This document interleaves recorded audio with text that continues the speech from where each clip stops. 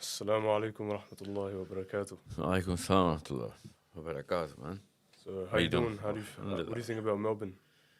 Melbourne is practically the easiest city I've been in till yet. But yeah, it's cozy. It's pretty unpredictable in terms of weather. Otherwise, Yeah, it's that's the one thing it's known for. They say 4 seasons in a day yeah. for Melbourne. I've seen them all in their extremes. Alright, It's so without further ado, I'll get started.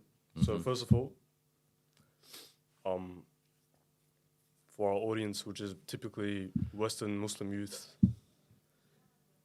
they don't know you much. They've seen a bit of you here and there. So I want to of course, you can introduce yourself the best. So I want to sort of ask you, who are you? Who is Sahil Adeem? Well, I'm trying my best to um, represent the kind of I am just an attempt for a simplest representation of a Muslim mindset, especially living in the Western countries, so that I can resonate, people can actually relate and see that, yeah, you know what, this is the guy who's, these are the thoughts that are already brewing in my head. This is just an expression. This guy is just a walking expression. And he's connecting the dots between those problems that I actually face and never talk about because my folks never understand it because they were not born in Australia. I was. And they're not understanding the kind of worldview that I have developed. And they're not equipped with the grammar that I speak in. So everybody needs that guy who's going to channel the problem with the solution. And I am merely an attempt to get those solutions to them and to make sure that they start to actually believe that, you know, they're not alone. It's every man's thought. Whoever is going to be born, you know, in a culture which is stronger, dominant, more giving than the household that they're born into. Muslims are mostly these days, in the last few hundred years, are born into a superstitious household, which they don't really understand themselves. And unless we start tagging that and classifying that properly, kids are not going to understand why their mommy or daddy is not answering the questions properly, because you guys are not used to grays. If you cannot understand it, you're going to get a very obvious confusion, and you're going to have to get rid of that confusion. But it's the most amazing thing that I see in overseas Muslims is that they're okay living with that confusion, not knowing those answers, which are innate and very loud. Yeah. It's okay for them. But kids your age, you're not okay. No one's supposed to be okay. That's a very, Of course. it's a big event that, you know, Muslims today are okay with not knowing the answers of, you know, basic concepts of life, and they're just going to live 50, 60 years on it. So the thing is, you explain that you give solutions to these problems, you know? Yeah, I'm The trying to thing is, connect the dot. Yes, yeah. why should Muslims listen to what you say? No, Muslims should listen to everybody and try and get their own sense out of things. It's not about me or anybody else. Okay? Whoever is going to connect them with their Prophet ﷺ and get a rationale in and get or talk through the avenues of common sense and, you know, your basic sets of knowledge that kids in their 20s have, 15, 20, 15, 16, 17 is the thinking age. That's the age where your brain actually starts to generate real questions. Before that, you're not thinking. After this age, you start demanding answers. Most Muslims in their 50s are not equipped to give answers. That's why most Muslims who are currently in their 50s do not have kids who are obedient to their philosophies. Okay, it's not just Australia or overseas, everywhere. Any philosopher any believer of a philosophy who does not really understand the structure of his belief is not going to be able to generate, you know, the next generation into his belief, because he does not have the eloquence to explain the ways around this whole philosophy. And we are not just philosophers as Muslims. Yeah. We have a very clear ideology which is going to demand a lot of stuff. And Muslims naturally carry those demands. They do not know how to articulate those demands to their kids, let alone explain the function of them or sense of understanding why this demand is there in the first place. So many things you say, as we know, you're very, especially in Pakistan and stuff, refuted by scholars. This that very controversial person. What do you think? Why do you think you are controversial? I'm, well, you'll have to enlist a few so that I can actually uh, go bit by bit. However, general resistance I'm getting from the mainstream scholarship is about the ideology, the core, the philosophy of why Islam demands of whatever it demands. And I'm pretty extreme in explaining, in their point of view, I'm pretty extreme. I'm not controversial. I'm true extreme. And wherever there is that word controversy spoken is about those concepts of the Quran, where I'm actually propagating and explaining in mere basic terms that Quran is demanding a totally different geometry of the universe. I'm making you understand bigger objectives and the way science is trying to open tiny little doors. Quran opens bigger and wider doors towards understanding the whole concept of why we are here. So I want What's to the speak to you about that a little bit. The Quran and science. What does Quran say about science? Science is just another name of understanding the a human attempt to understand what universe looks like and how it behaves like, so that we can adjust to it. That's science, right? Yeah. You're trying to adjust to the behavior of the universe. Now, if you do not know the geometry of the universe, how are you going to behave it accordingly?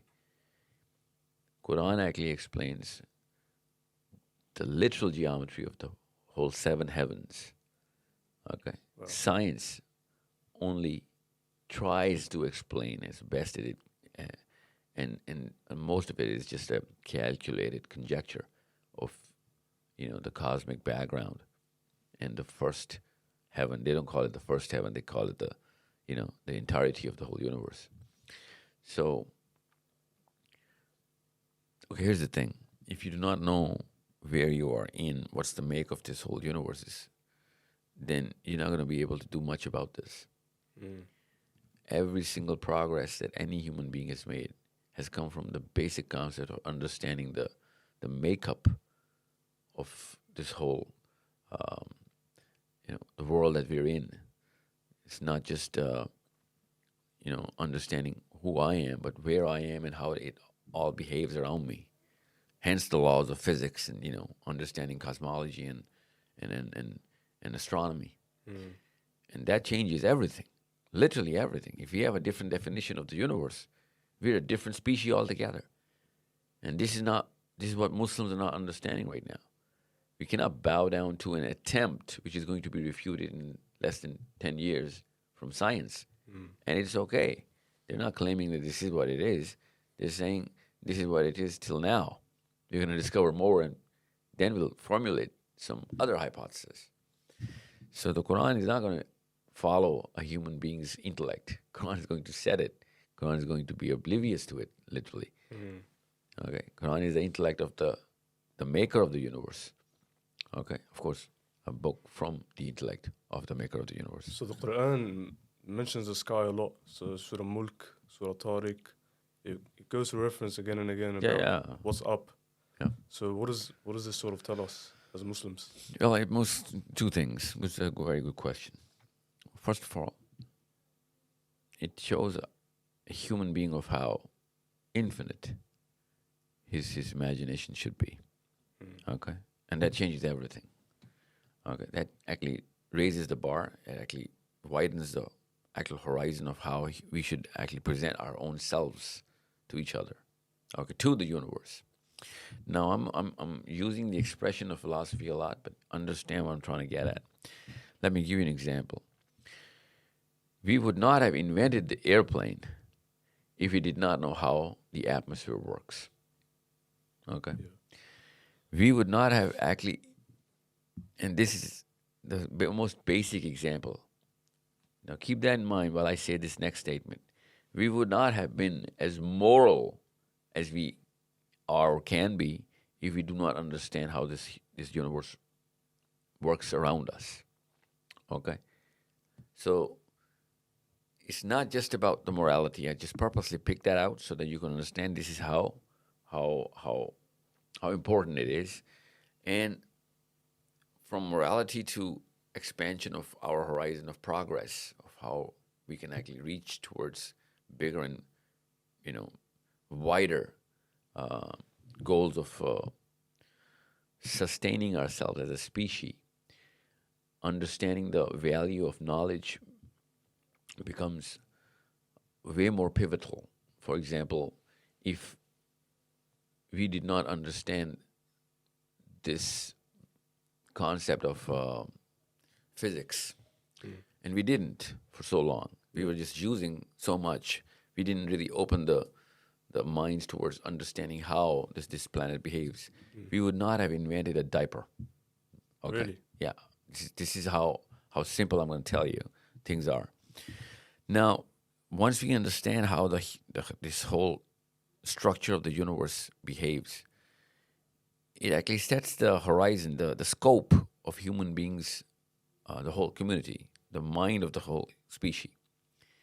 And to strengthen the mind of the whole species, we need to understand the actual truth around the whole geometry and the symmetry and the makeup of little and big things around the whole planets and galaxies and everything.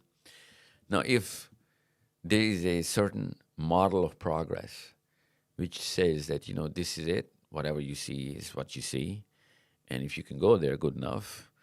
1,000 years ago, people did not, or 2,000 years, maybe a little, time. The Tao philosophy at that time did not really realize, what these constellations represent. They used them to maneuver around paths on the planet. Yeah. Okay, just merely for direction. Sort of one question I have. No, don't, because I'm not even, because everyone's going to get confused as to why I was telling you all of this. Yeah. A man from 3,000 years ago, when he looked at the skies, okay, he couldn't comprehend, since he couldn't comprehend the entirety and the scope of how grand all of the schema is, he couldn't put anything to use in this planet for himself and other people. Now that we know what Jupiter looks like and how big it is, how sun works and how big it is, or where it is and how it behaves and moves, and then Andromeda and other galaxies and trillions and trillions and trillions of galaxies, so now we behave differently on this planet, not just between two human beings. I'm talking about as a human being. Now we're trying to actually go to Mars or wherever we can. That actually gives us a lot more energy and power to invent more stuff, to go faster than light, in our advent to chase bigger goals. So as a civilization, the concept of universe is pivotal. As a civilization, we need to understand what all of this actually is. And the Quran encourages this. Quran actually enforces it. Okay? Really? It enforces you to look up and think. Okay? It enforces it. Every book Allah has ever written is all about the geometry of the universe. Okay? Human beings needed a guiding light to translate all of that because we can't really feel it. We can just see it. And we're so minuscule that we can't really comprehend how big all of this is. Okay?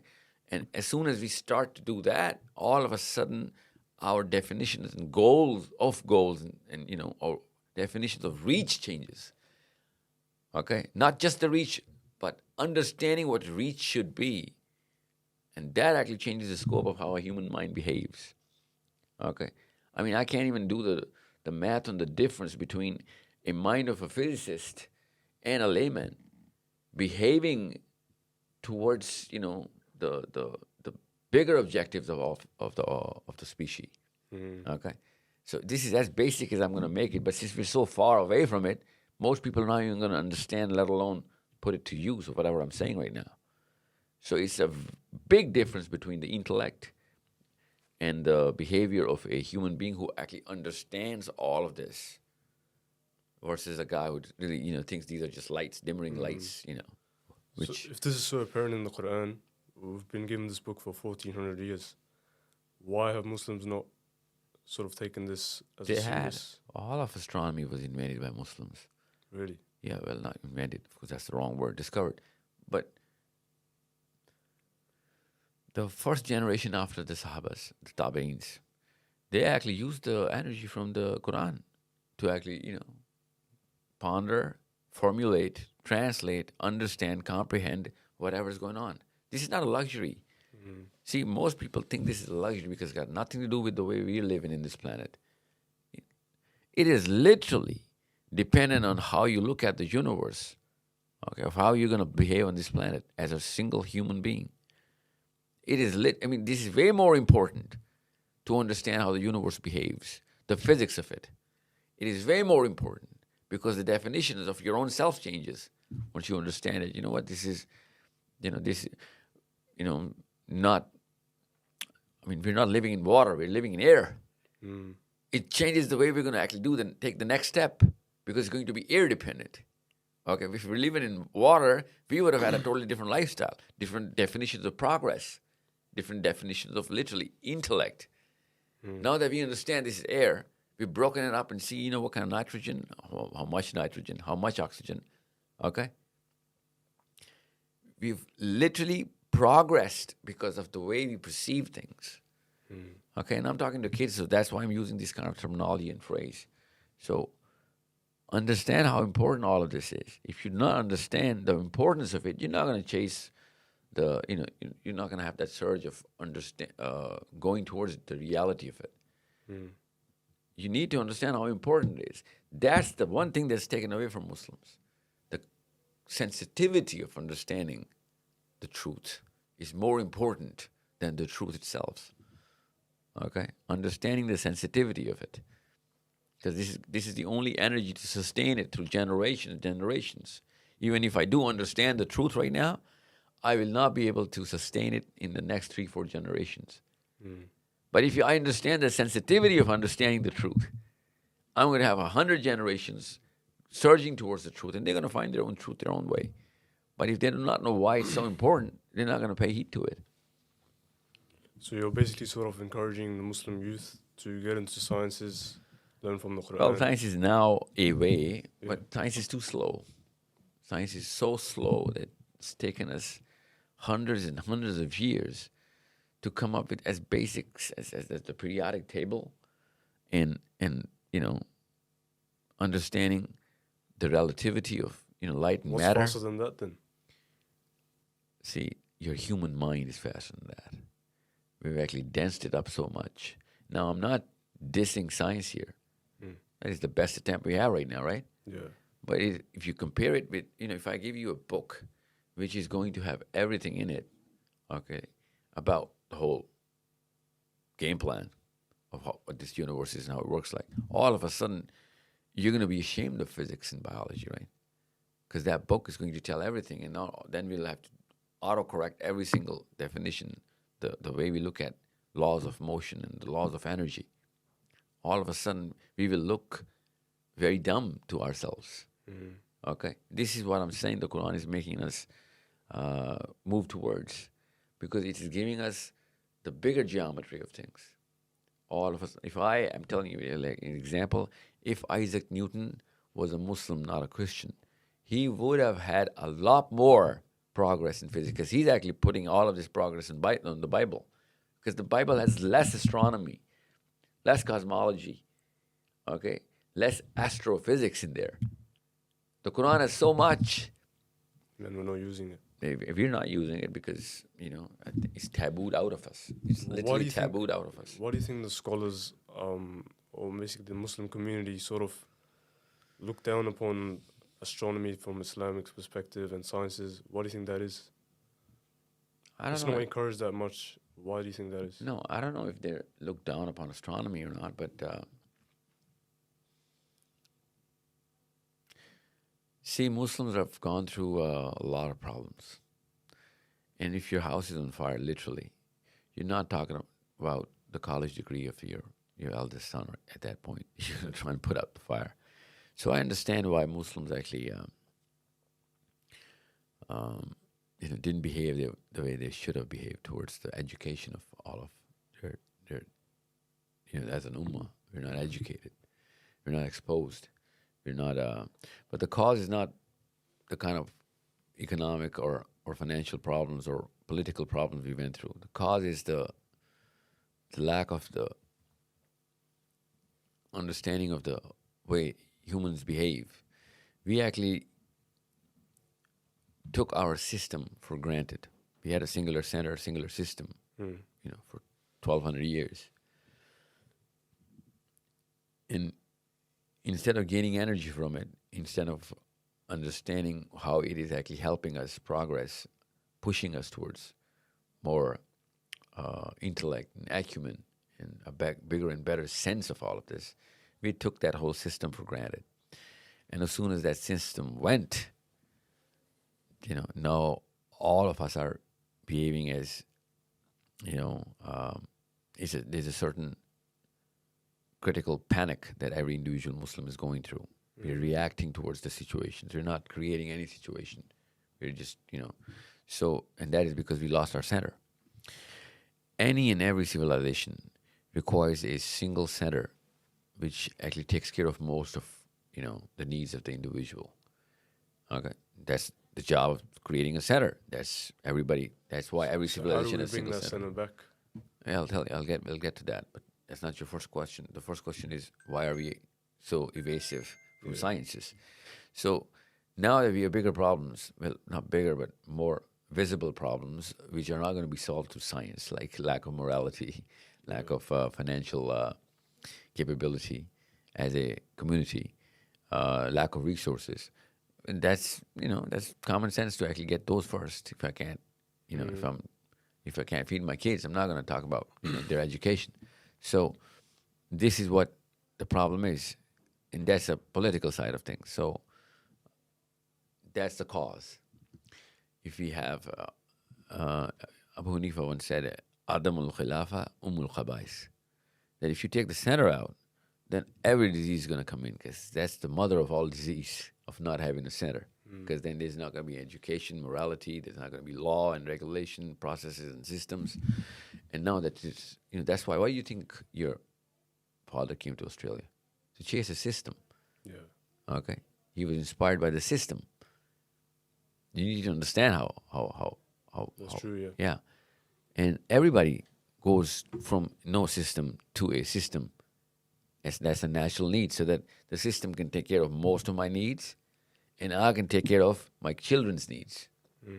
Okay? That's why, that's how we compare, different places on the planet right now. And everybody starts to move towards, bigger and better systems that can take care of their, bigger worries, well, basic worries. So Muslims right now, since they do not understand this very concept of how this, the structure of, this anthropological view is not there. And it's not a headache. Generally, it shouldn't be a headache of a regular human being, of how a human community behaves. Okay?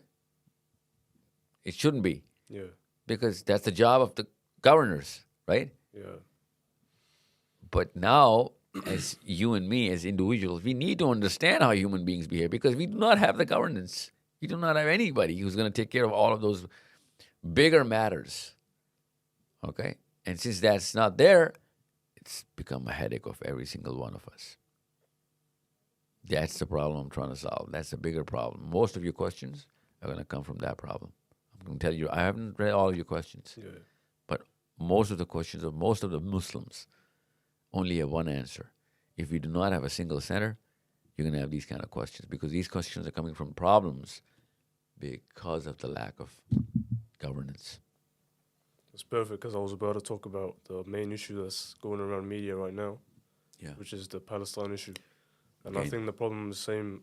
Yeah, same if we reason. had a single center calling decisions, the Palestine issue would not have even been there to begin with. Okay? So I understand that, but what's the steps we need to take to get to that main center? Educate enough people so that they can put enough pressure in the right kind of places wherever they are. Okay? So, see, the corporate endorses and enforces and empowers the franchise. The franchises do not empower the corporate. Okay? They're just the representation of the power of the corporate. Take a franchise of Apple, an Apple store here. It's going to comply with what? The Australian policies? No. It's going to comply with the Apple policies from the headquarters, right? It's a franchise. It's going to behave the way the corporate wants it to behave. Whatever goals there are, of course, that's a business goal they're trying to chase. But the values of an Apple franchise in Melbourne are going to come straight from America, the headquarters of Apple. Okay? And you as a consumer not only respect that, but expect it. You expect those values of Apple, those standards to be met every single time. You understand me? Yeah. So who is actually empowering the franchise? Who are you depending on? When you go to an Apple franchise, who are you depending on? The headquarter, right? Yeah. You need the people in the headquarter to understand this, and you need the franchise customer services rep to abide by the policies of the headquarters. Yeah. Because that is not that franchise is not in the advertisement, throwing in the commitment of how we're going to behave or how the quality of the product is going to be. That's the headquarter pumping all of this. So when the Quran is our headquarter, it is advertising their kind of standards. And you and me are the franchise of the Quran, right? But if you don't behave as a franchise of the Quran, then we are literally massacring the standards of the Quran in front of everybody, and that's why no one's going to depend on not just the Quran, but even me. So we, as human beings, are not designed to behave individually. We're designed to behave as, with a single center and everybody orbiting the Kaaba. Okay? That is the model which Allah Azza wa Jalla said, this is my signature here. That's the logo of Islam. That's the brand. Single center, everybody revolving around the center. Okay? And that's the model every human being is using. Every corporate is using. Every country, every empire ever used. Single center, every layer, circling around the whole system, philosophy, values, laws, processes. But we're not doing it because we were made to run solo. This is not how it's going to ever work. It didn't work for non-Muslims. And it worked really well for non-Muslims when they behaved the way the Quran is telling us to behave. There are more than 91 countries American armies deployed. Yeah. But they're deployed because of a single constitution in America.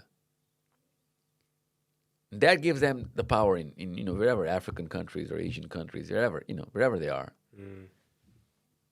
When we look at any franchise of any corporate body, we get intimidated by the corporate body, not the franchise. Yeah. That's the Kaaba right there. And we're just not taking that into account. So basically, you're trying to say that us Muslims, you sort of use the Kaaba as a metaphor, like everyone is meant to look at us. It's not a metaphor. It's the model. It's the brand logo. Apple has Apple, right? Yeah. Islam has the Kaaba. Okay. Single center, setting laws, processes, procedures, values, mission, vision, everything. Single center. And everyone in concentric circles around it, wherever they are. So, unless they're all connected to a single center and believing that this is our single center, which means governance as well. We're not governed by a single center. We have 35 different centers from Malaysia to Libya. All of the Muslim states have different centers, different laws and regulations. Okay. And they made it more of a cultural matter. What I'm trying to ask is, Muslims, as we know, used to be one single state. Yeah. Or the English back then was like Arabic. Everyone spoke Arabic. Yeah. It was basically the language everyone spoke. All countries from Iran to Pakistan, everywhere. So what do you think now all of a sudden they've basically split apart? What do you think caused, my question is basically, what do you think caused the disunity of Muslims? Us. You can't blame Winston Churchill. We did this. Okay. Our greed, our lack of understanding the bigger benefit. And you know what? I'm talking to all the greedy people as well. If you want to fulfill your greed, you want to fill your your banks, you still need that single center. You're going to be way more powerful if you have a single center. True. You're going to be more richer. You're going to be prosperous. You're going to have bigger, higher standards of everything for you and your kids. If you have a single center backing you up all the time, it's going to take care of most of your headaches. You're going to be more, content. But we were given this little spin off from our center, and given that everybody was given that sense of independence that you can do it on your own. That's called taghut. Okay. As soon as you break out from the center, think of yourself as a solo decision maker about whatever laws and procedures are supposed to be upon you. It's called taghut in Islam. Okay. You can't break out from the center. And it's not a spiritual center. It's a legal center. It's not an emotional center. It's a practical, rational center, which is called governance. You have to have a single governing body so that everybody gets connected. Okay? And now we're very, very well connected with the Australian government here. And that has nothing to do with the single central philosophy of Islam. So you are naturally going to have inferiority complex, cognitive dissonance, lack of self-esteem, no self-belief, gray self-worth, weird and spotted self-image.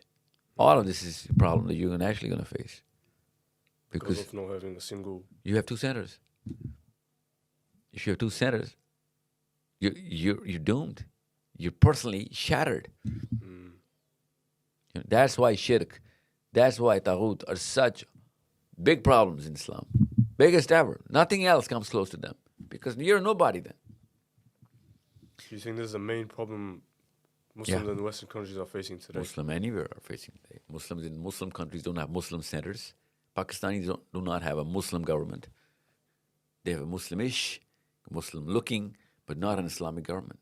Otherwise, Palestine, you think that Palestine would be burning if Pakistan had a Muslim governance? No. Even a single country, let alone Pakistan. Pakistan has a lot of resource. Any other country, if it had a Muslim governance model, Palestine wouldn't have been a problem. So I want to talk to you a bit about what's going on in Palestine right now. And most of as you know, Australia is a pro-Israel country. The Prime Minister himself, he said, pay my respects to Israel. And sort of, whenever you try to argue with people who are pro-Israeli, they always ask the same question: do you condemn what Hamas did? So what's your response to that if I ask you, do you condemn what Hamas did? No, absolutely not. I don't condemn anything if it starts with Hamas, if an Israeli is saying it. Okay? I condemn the very concept of this bully called American policy about Israel. Okay? Israel wouldn't have existed the way it's existing right now if America did not start to back it up in the 60s. Before that, even America didn't back it up. Every common sense guy would say what I'm saying right now. Who gives anybody the right to just barge in and start making, headways into the personal space of other people and claim it as an innate right to kill, to take away their land, property, everything, and then justify that, since we are here now, it is the right of us to defend ourselves. You know what I'm saying? Well, okay, if that's the rule, then, you got to tell us where you got that sense from. And if you're going to throw the Bible at us, the Torah to be exact, then okay, let's just play book versus book. Torah is the only argument of Israel. They follow everything in it. No. They're presenting to the world, an unbelieving world, that since this is our promised land, that's why we are here, doing whatever we can. Nobody is saying in Israel, never have they ever said that we bought this land, so, Because it's written in the book that it's their promised land. Yeah, that's what That's Netanyahu's basic argument as well. Every Jew would say that. This is our promised land in the book. Okay, well, if that's the argument, then we have a bigger, fatter book. Yeah, and it's promised land for us as well then. No, every land is promised to Muslims. Yeah. لِيُظْهِرَهُ عَلَى الدِّينِ كُلِّهِ. All of the world is going to see the dominance of Islam. Okay, let's just see it then. Let's start with you guys. That's what I'm saying. No, hold on. I'm not even getting warmed up yet. Listen. Hamas is a reaction to any bully. What do you want me to just sit down and just, smile at you and turn the other cheek if you kill my kids? This is not on. And even if Hamas makes some mistakes, I'm not going to condemn any of them. Even if they make mistakes during this, what do you expect a nobody who has one arm? He's not even going to, try and swim himself out of the deepest part of the ocean. He's not even supposed to make an attempt. You're measuring Hamas's quality of attacks now? They're actually measuring the quality of the attack of Hamas. Are you kidding me? The most sophisticated armaments are with Israel. Yeah. Absolutely no arms factory, well, let alone anything. They're trying to make bombs in the house. Salute and hats off to them. They're still trying to do whatever they can inside their homes to make, bombs and bullets. Yeah. So, if with that kind of arsenal, this is the least they can do. This is the least they can do. You know what I'm saying? Yeah. So we sort of see from the Western, even the Muslim countries, we see protests, boycotts, all this stuff, and it's been going on for 80 years. Every time we see it is never going to do anything because we do not have a single center. Yeah. So since the single center is a problem, my question is, then we should work towards that problem. We should fix it, and only boys and girls of your age are going to fix it. Those old folks have proven to be not only dumb but incompetent and arrogant on top. So they're not going to move an inch moving towards a single center. And we've seen it from the time of the Prophet ﷺ. It was mostly the young people who embraced Islam first. The old ones usually... Nobody, no old man is ever going to just give up his, whatever he's done. It's just mere arrogance, nothing else. Sheer arrogance. Literally. Bigotry. That they think that they've spent so much time on this planet. They know more? No. They've literally proven to us that they've wasted their lives. I'm talking about Muslim old people right now. They've wasted they've made sure that they waste the next generation as well. Boys like you are going to ensure that this does not happen. Isn't that a bit harsh to them, though? I don't think I have enough words in the dictionary to describe the kind of problem that they've created. Harsh? Are you kidding me with this? Do you know? Have you ever imagined the day of judgment? I'll tell you who's going to define what is harsh or not. You know who's going to define harsh? Not you and me. The child who was burnt alive with the white phosphorus.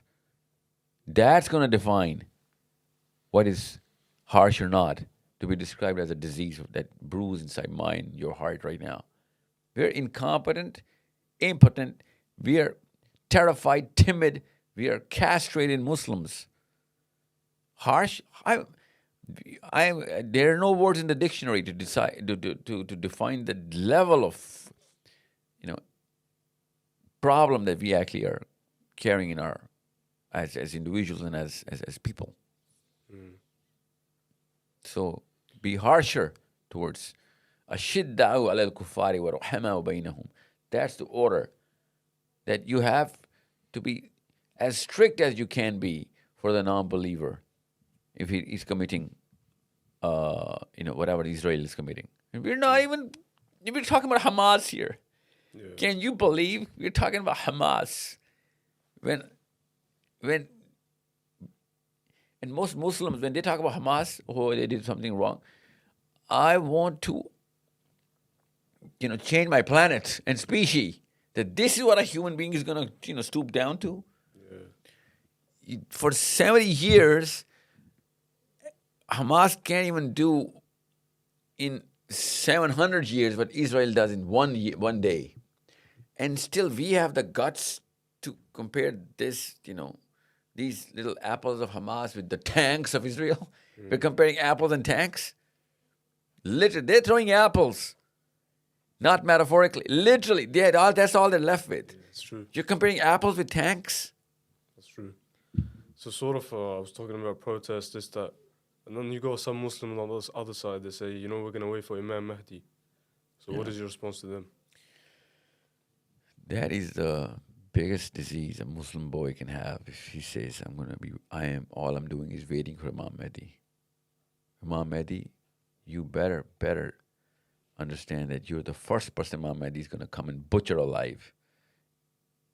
That he's going to say, you're actually slowing down every single aspect of Muslim progress and development and defense because you're waiting for me, doing nothing but waiting. That's Islam?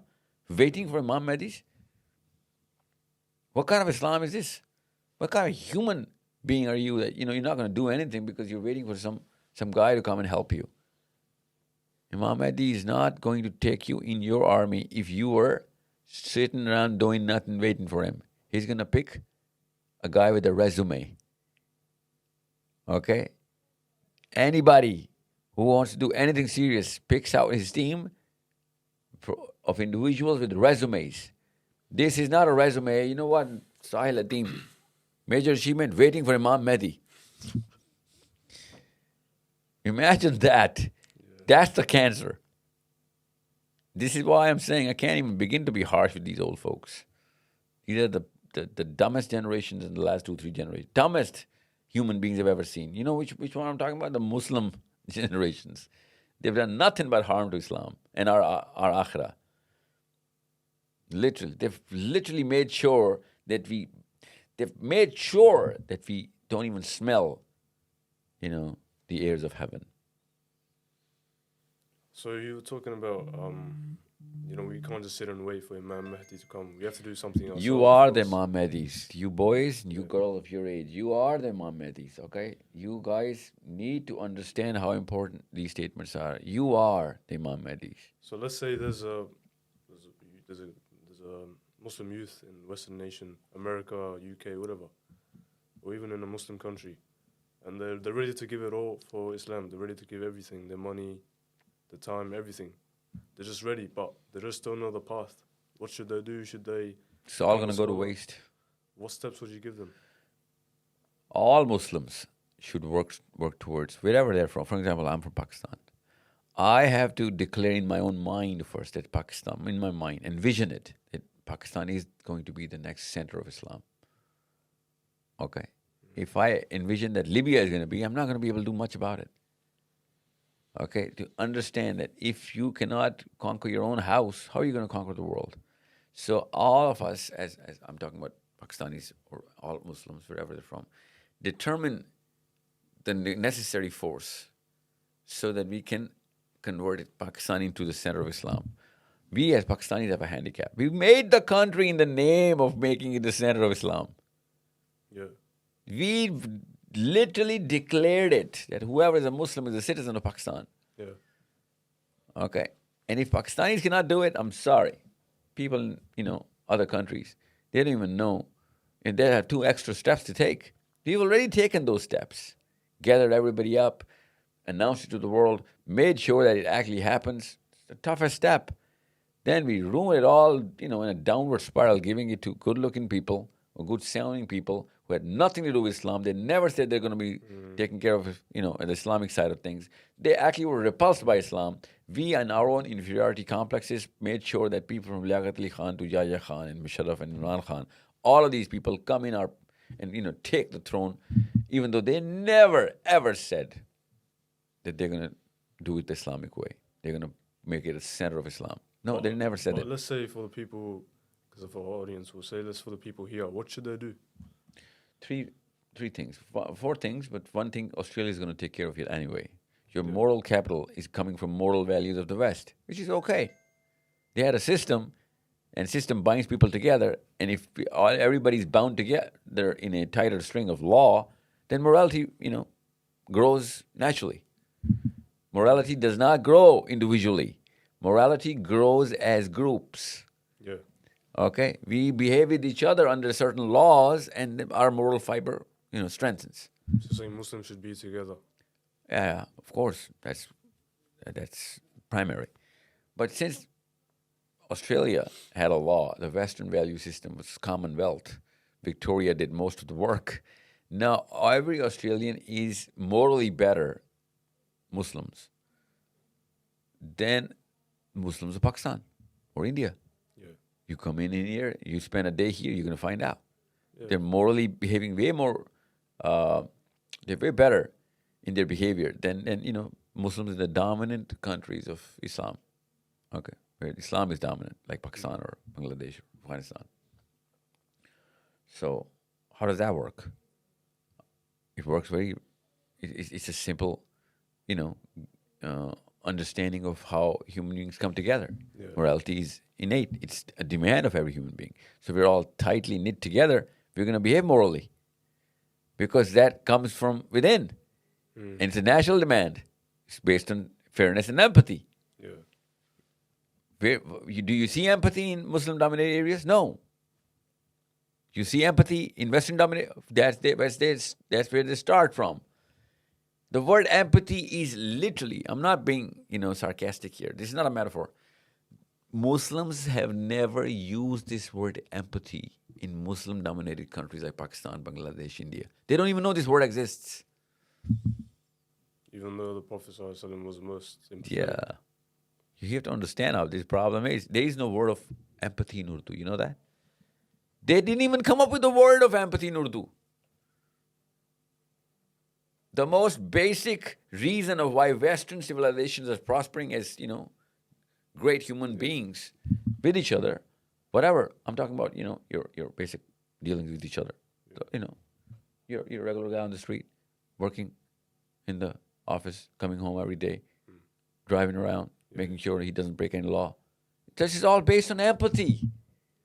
You need to understand the way you and I have to behave with our families and friends and, everybody who's going to be in our community is based on empathy. And there's no word for empathy in my language.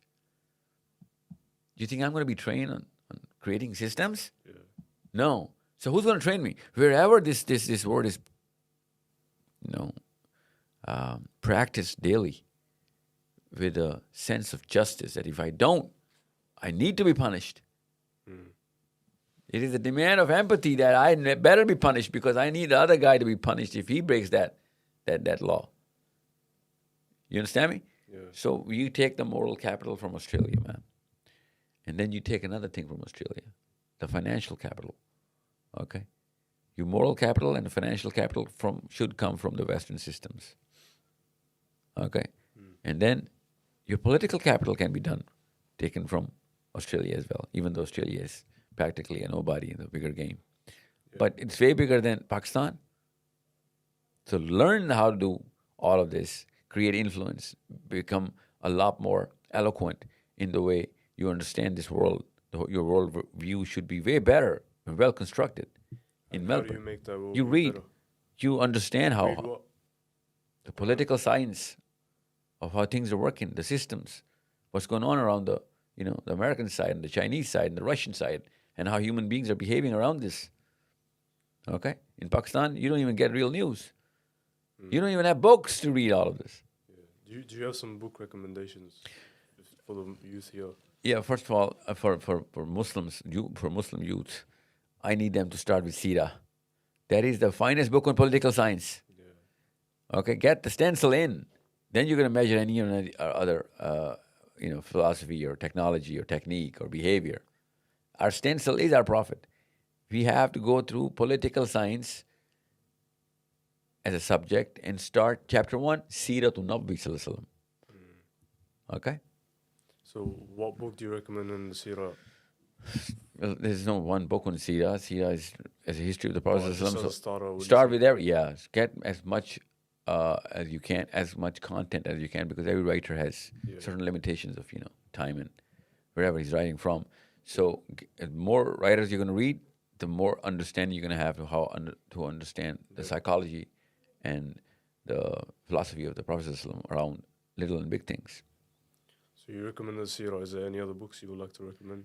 Well, no, for now, you go into understanding the history, read history. If you do not know history, you're not supposed to comment on anything. Read the history of at least 5 regions on this planet: Rome, Greece, Jerusalem, Medina, and well, in modern history, you go through America, and Europe, and England, and so this is history. Once you understand the history, you're going to find out why things are behaving the way countries are behaving, nations are behaving the way they're behaving. You have to go a little further back in time. Because they say history repeats itself. Because human beings behave the way they behave. We are who we are. That's the real way of saying history repeats itself. Okay, we are who we are. So we as individuals are always going to behave as the way we are. And even if there's a change that's going to be so minuscule, you can't even read it off the map in the longer run. And as a group, we've always behaved the way we are behaving. Okay, that's why we need to read history to understand how human beings have behaved. Okay, as people and as individuals. So if I'm right, correct me if I'm wrong. Some of the advice you gave is to basically for the Muslim youth here to come together, sort of. No, not come together. Not just come together. First of all, moral capital, financial capital, political capital. Understand this is basic. Yeah. Okay, this is basic, and if we cannot connect these things together with everybody else in the 2 billion community of Muslims, then we are the cancer. Cell of cancer is a cell of our body. Yeah. Okay, but it starts behaving individually, in isolation, against the policies and the processes of the body. So we are a practical example of any cancer cell. If you're not, behaving as one body. So how do we do that? We connect everybody. That's hence the political influence in Australia. Muslims better understand why they're actually becoming politically savvy. Okay, and if they're not going to understand why, they're never going to do it in the first place. Okay, so once you know that you need to connect with Muslims in Sudan and Indonesia and Malaysia and Pakistan and India and the Arabs, you need to make sure that you do. I'll tell you something, and if you think, it's too larger than life, you cannot do that, I'll tell you how easy it is, and you're already doing it. If I tell you to launch a product on YouTube or social media for your business reasons, you are going to connect it to Sudan and Somalia and Egypt and Afghanistan, Pakistan, because that's your consumer base. You're going to be a billionaire, and for that, you need to connect with 2 billion consumers, right? Yeah. So if you can do that there, and you would know exactly how to strategize all of this, why can't you do it for Allah Azza wa Jalla in the Day of Judgment? So I want to stay on that point a bit. Thing is, the youth here and a lot of in the Western countries, they have all the energy to make money and this, that. I want you to tell me the concept of wealth in Islam. Well, wealth is nothing if you do not understand what's it for. Most of the wealth on the model that we're living our lives on is not going to be spent by us or our kids. Okay, it's going to go into some savings to mitigate the fear that we have of the worst case scenarios we keep building in our heads. Yeah. Most of the money we make is so that we won't use it. That's the ideology around making money of a man who's alive right now. He wants to keep it so that he would want to use it whenever the time be. Okay? Yeah. That's the philosophy of money right now. I'm telling you, that's not even 1% of the kind of money that's going to travel through your banks if you have the right purpose. Be spenders on your purpose. Do not become collectors. Okay? If you want to spend and you need to spend on your purpose, you need a lot of money. You need a lot more money. I need Muslims to be way, way more wealthier. Okay, so you actually want them to be richer? Yeah, a lot more, 1,000,000 times more. But as spenders on the on the right things with a purpose that, we're going to have to. And what's the right things? I'll give you a case study. Israel. Yeah. Why do you think Jews are so rich and powerful? Israel. Oh, you tell me, right? Yeah, Israel. If there was no concept of Israel, Jews would not be that powerful. And Israel just came about 70 years ago. Jews has been powerful for a thousand years. They already had that concept. They were trying to build it. They were connected with that concept of Israel. And that concept gave them enough energy and sustenance to become powerful. Yeah. The kind of philosophy that I and you have as Muslims, we're never going to be rich. A human being does not have the energy to sustain his own fascination. Let me repeat that. A human mind is never going to have, a human being is never going to have that energy to sustain his fascinations.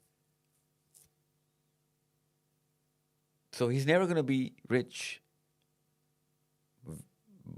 enough that I require him to be. That's why you see, complacency coming in. People just getting used to it. You're just getting lazy and procrastinating over bigger decisions, even for money. But if I have a purpose to make money, then I will never lose that fascination of making money. Okay, a bigger purpose, way wider of a scope, then I'd make 1,000,000 times more money, and I would never lose the energy. Because a lot of the youth here, I've seen one thing in common. They all say they want to be rich. They want to be rich. So if they could drive that energy towards, A bigger, spending money, stronger purpose. Yeah. Oh my God, they'd be richer. But then you know what? They wouldn't really need that money if they had the right purpose. We'll talk about that some other day. Go on. What's the next question? All right. I'll just wrap up this point first. So I was talking about what a Muslim used to do. You said sort of build a capital, read the seerah, read history books. Is there anything else you want to mention about this? About the action steps a Muslim used to take at your age. Yeah. That's what I'm talking to, a 16-year-old right now. That's what I'm saying. Do right now. I'm just giving you a concept of moral, mental, political, and financial. Moral, mental, political, financial. These 4 capitals you need to gain. But right now, your mental capital is during the age where you need to gain mental capital. You're not supposed to think money right now. You're supposed to think IQ, exposure, intelligence, knowledge, truth. These are your assets right now at your age. Dollar is not your asset. Big car, no. Girls, no. Your asset at your age is IQ, intellect, knowledge, understanding, comprehension, truth. These are your pillars of development. And you think reading books is the best way to enhance that? Finest way, yeah. That's the best way. But meeting people, working with people, working on projects, that's going to give you skills and sense. You can't just sit around the house and read books and think, you know what, you're capable. No, you're not capable. You have to apply that. Yeah, test it. See if it works. So you said moral, political, financial, and mental. All right, so I want to talk about some of the problems the youth faces here, and like how to sort of get away from it. One common theme I've noticed is everyone is addicted to some sort of thing, whether it's porn, weed, or Instagram, all these instant gratification kind of stuff. It's like, the circle thing the hamster runs into. It's basically they're running into the same cycle again and again. First they say I'm going to stop, and then they end up back there again. So my question to you is... Called a hamster-wheel. Hamster-wheel, yeah. So my question to you is sort of, how do you break free from that sort of... It's basically like chains. You're chained. You can't purpose. Hamster-wheel is the antonym of a purpose. If you have a purpose, then you are going to run faster. You know what I'm saying? But you're going to be running towards a certain, goal. When you don't have a purpose, you're still going to be running. This planet is going to make you run, but that's just a hamster wheel. So from this addiction to that addiction, what do you think? Kids are into these 4 things? No. You're going to, 10 years older, look at your father or his father or whatever, those age people here. Yeah. They're going to have different kind of addictions, but they are going to be still addicted. Hamster wheels, chasing that status quo of, bigger cars and making that cut over his circle of friends that, you know what, I'm better off than these 10 people. That's the statement of success. So that's basically the main problem nowadays. Yeah, Chasing another cars. hamster wheel. You just see, if you're stuck in a smaller hamster wheel, you're going to actually get fascinated by a bigger wheel. So it's not the wheel, Yeah. it's the philosophy. That's the problem. So you said to break free from that, you need purpose. Single center. That's our purpose right now. We are in a political catastrophe. So you're saying this is our purpose right now. Does our purpose change over time, or the purpose of Islam is always having one single center? No. Right now we lost our center. Once we have the center, then human progress of intellect and sense, and reaching toward the stars, understanding God. But for now, our purpose. Yeah. First, that's what I'm saying. My house is on fire. I can't talk about Harvard degrees right now. I want to see where the next fire station is or when the fire truck's coming, right? Yeah. Yeah. So you're saying the best way to break free from addictions and all this sort of Yeah. stuff is You need purpose. to settle yourself into a different, a total different set of actions to take care of my, bigger problems. So most of the people who are going to be stuck in addictions, you'll see a correlation between them and ignorance. Basically, they won't even know how or what to do in generally in life. They'll be your regular hippies. And this is not a small problem, by the way. It's like a very I know most of the whole people. Yeah. people's whole lives are like based on this hamster wheel. Yeah, because they're not trained into understanding why we're here. It takes a lot of training. Not that much if you're a child.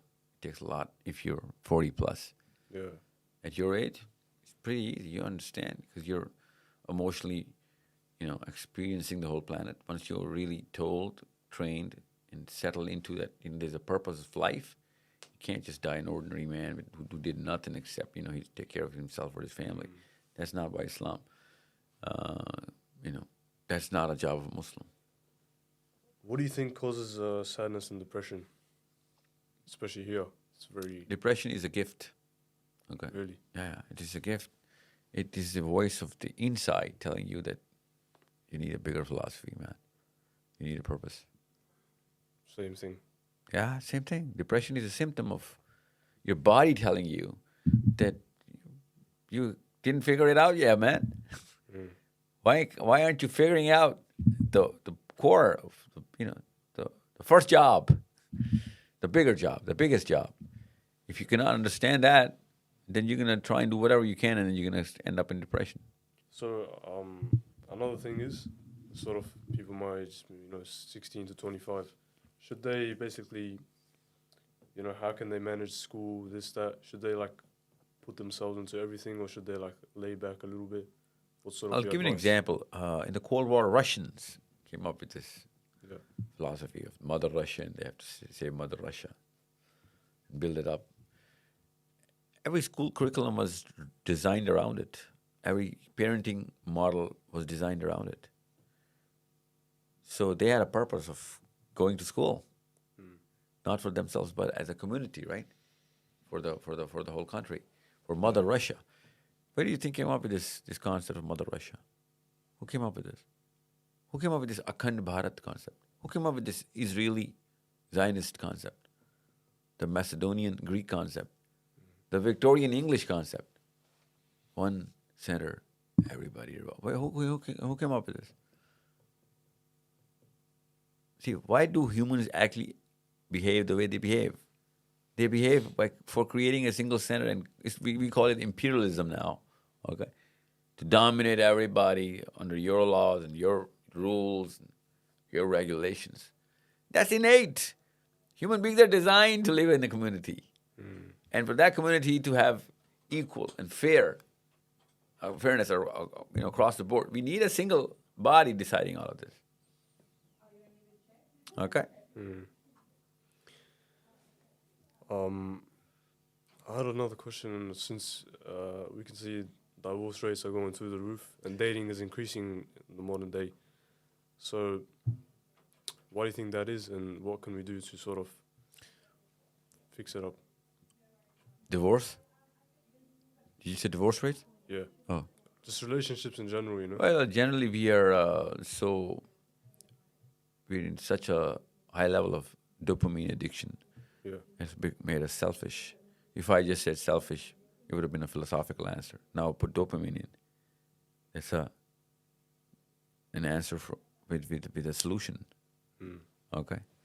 The more you are selfish, the more selfish you are, the higher your probability to divorce your wife or husband. Simple. And why are we so selfish now?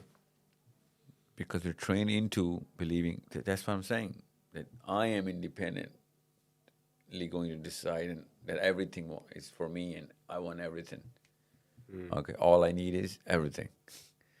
So that's a regular philosophy of every, especially Westerners.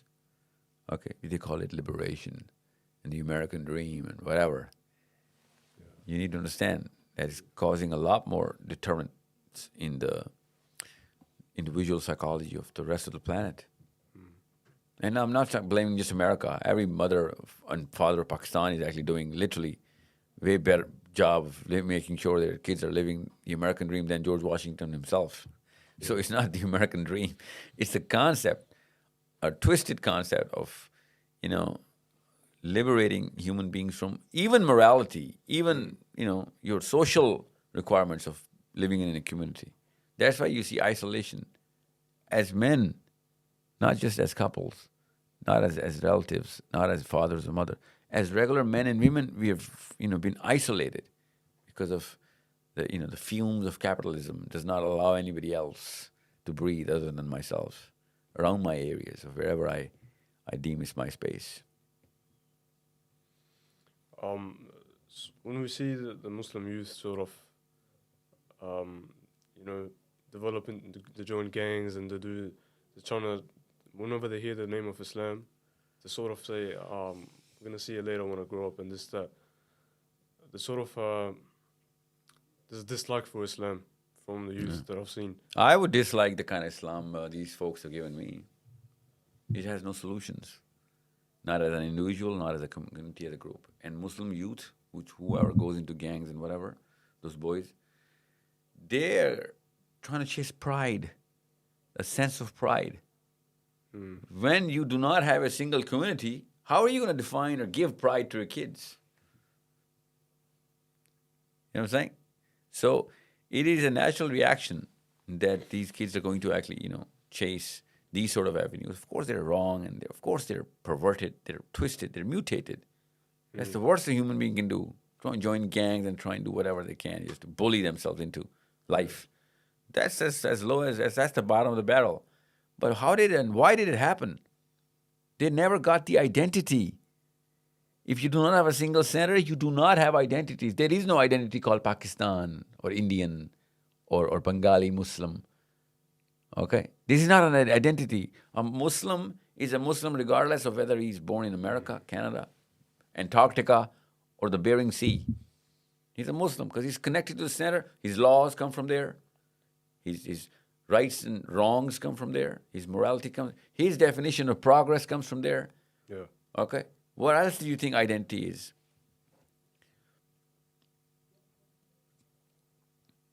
And he's demanded by the center to work for the center. Okay? That's identity. I'm busy because I've got a job. My boss is up there. I've got a job. There are no off days. That's my identity. I'm a political being. I got to create influence. Make sure I stop the evil from my own hand first. That's my identity. How are you going to do that as Pakistanis in India? No, you can't. Pakistanis in China. No, you can't. Pakistanis in Mecca. No, you can't. That's the worth of a nationalist identity. You can't even stop the evil in any other place. Such worthless human beings are going to be depressed and trying to find, petty avenues of gangs and tattoos and whatnot. Yeah. So what is the difference that we are not like the early Muslims? That is the difference.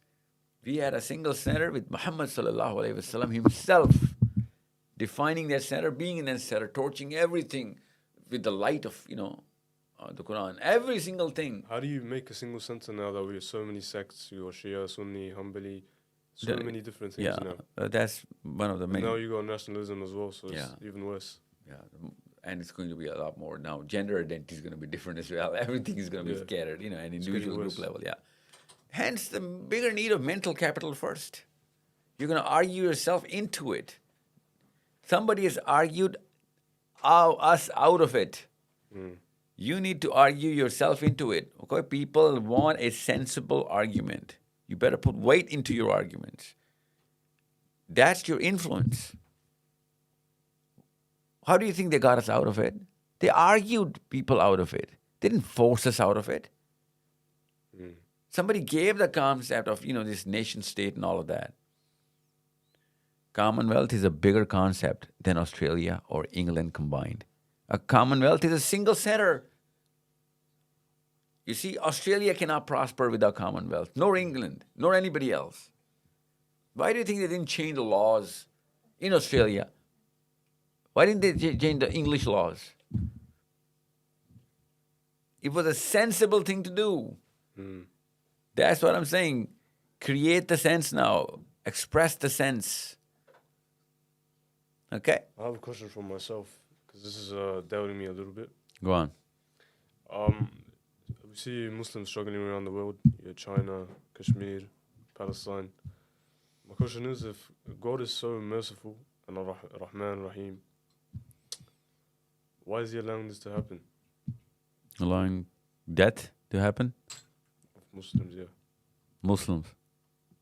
Like a non-Muslim death is also. Yeah, even that. Is your grandfather alive? His father? Was he a murderer? So his death is justified just because he died a 90-year-old? Why does a 90-year-old guy, why is it okay for a 90-year-old guy to die and not a 9-year-old? I mean the massacre or like the bloodshed that's going on. Why in Muslims, bloodshed has been going on in every part of the world. Yeah. That's a test for human beings, not for God. God has put us to a test. We are not putting God to a test. Okay? If God was doing anything, that would be like, why is God doing this? God has put us in a test. And we are saying God is doing this. You want God to come in and intervene directly and say, you know what, I'm not going to let this happen? That's what you're saying, right? That's what the day of judgment is for. This is the bigger test. He's not going to come in the middle of a test. That's right. Okay. So sort of the problems that Muslims deal with here. What's the best way to deal with Islamophobia?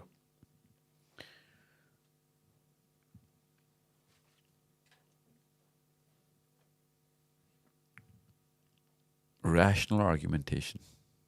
Problem is a lot of LGBT stuff being taught at school. How do you sort of deal with that? And you deal with training parents because they're sincere with their kids. Tell them that, if a 6-year-old could take any kind of decision, we would have given him or her those kind of decisions. For example, vote for the president, drink, drive a car. But a 6-year-old cannot make those kind of decisions. And you're actually telling him to drive his life, making critical changes to his body, which is irrecoverable, irreversible. You know what I'm saying? If he cannot take those kind of decisions, why are you making him take those kind of... So this is preposterous to teach all of this in school.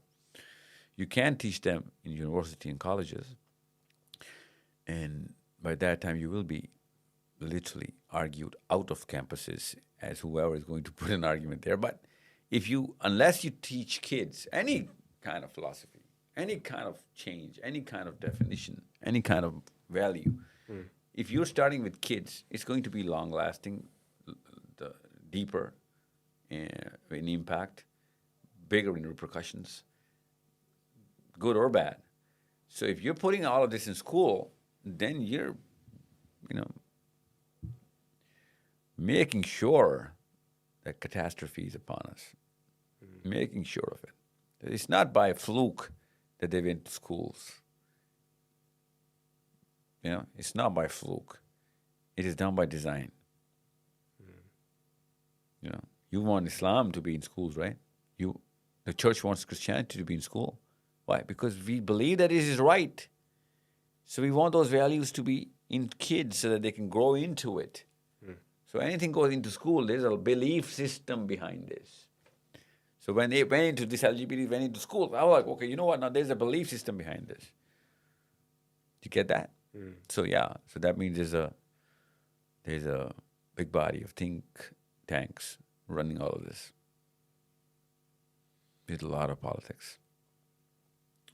And I'll sort of end on discussion and I'll wrap it up. On this note, do you think it's recommended for Muslims to live? On your opinion, do you think it's better for Muslims to live in a Muslim country or a non-Muslim country? There are no Muslim countries, so live wherever you can right now. That's what I'm chasing for. Make a Muslim country so that everybody can prosper wherever they are. And they can prosper themselves and the Muslim country. But there is no Muslim country. Name a Muslim country. So this notion is sitting on a redundant conception of Muslim countries. There is no Muslim country. Right now the question would be, should we go to places where our moral capital is going to go up? Yeah, well, Australia is going to raise your moral capital versus what, Pakistan? Of course. Yeah. You know what I'm saying? Where mental capital is going to go up? Yeah, of course. Political capital is going to go up? You need to do that. You cannot do that in Pakistan. Financial capital? Of course. If there is a weaker or weakest Muslim country in the world as well, you need to go there or be out for the purpose of prospering that by financing it or, making more money and sending it there. But there is no Muslim country. I don't even recommend Muslims sending money to Pakistan unless, of course, they change the model of their governance to Islam. Otherwise, we're helping Pakistan out of Islam, man. We're ensuring it. So that's how it is. So I'll just wrap it all up. So you mentioned science is in the Quran, and we should excel in that. You mentioned the issue of Palestine. You cannot compare it with you cannot compare Israel with Hamas. You mentioned what the youth should do here, Yeah. which is to wake up and sort of build one body and read the seerah, get into political, financial, mental, moral sort of areas. And you said the Quran is our headquarter, meaning our center. Yeah. And we should follow it. Yeah. Full on. So would you suggest the youth to learn Arabic as well? They use what in Arabic? Would you suggest the youth to learn Arabic as well? Youth, yeah. Suggest. I think that's the bare minimum requirement. Otherwise, you need somebody else to tell you what Allah is saying. Why don't you just listen to him himself by reading and understand the Arabic? If you cannot speak Arabic, I'm sorry, you're going to have a lot of problems. Yeah. A lot of problems. Then you won't be able to gain that mental capital, at least not to that degree. And you mentioned to break free from addictions, you need a purpose. So that's sort of, would you like to say anything else before to the Muslim youth here? I would like to say that, there are no flukes in Islam. There are no flukes in the Sunnah of Allah. You're here by design. There's a purpose. You're not here by chance. You were put here. Understand your value here and understand whatever you can gain here, your knowledge, your sense and attributes, your skills. Gain them here. Make sure you put them to use wherever they are needed in the world. If you were in Pakistan or India or wherever, you wouldn't have been able to put it globally at use for whatever purpose. And I'm telling you the purpose. Make sure you're the strongest Australian in the world. If you're not the strongest Australian in the world, how the hell are you going to be the strongest Muslim in the world? Yeah, so that means we have a high responsibility. Way bigger responsibility. If Australia is not prospering because of you, you think you're going to prosper Islam? So you need to be mentally competent, morally the finest person, financially the strongest person, politically the most influential, the biggest activist. Okay. So you make sure you understand you have a way bigger chance, way bigger handicap that you have to do than a regular Pakistani in Lahore. That's how it is. Okay, thank you for being on the podcast. Thank you for having me, buddy. Assalamu alaikum. Alaikum salam wa rahmatullah.